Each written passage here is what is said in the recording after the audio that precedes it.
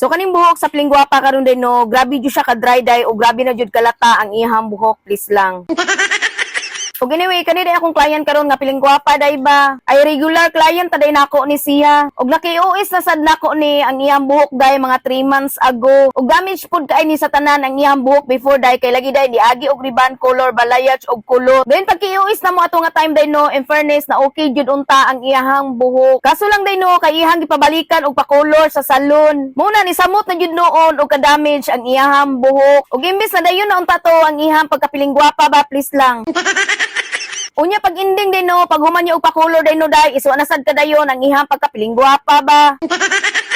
Muna balik na po siya sa kuha din no, og nagpa-repair na po siya sa iyang buhok. O pag human ako sa tanang process sa iyang buhok din no, inani na din kanindot o ka-shiny ang iyang buhok og balik. Pero ani mga panahon na din no, is alas 10 na mi sa gabi na human oy. O di ba day pati ang akong pagka-Pilingguapa day ba day na among oy.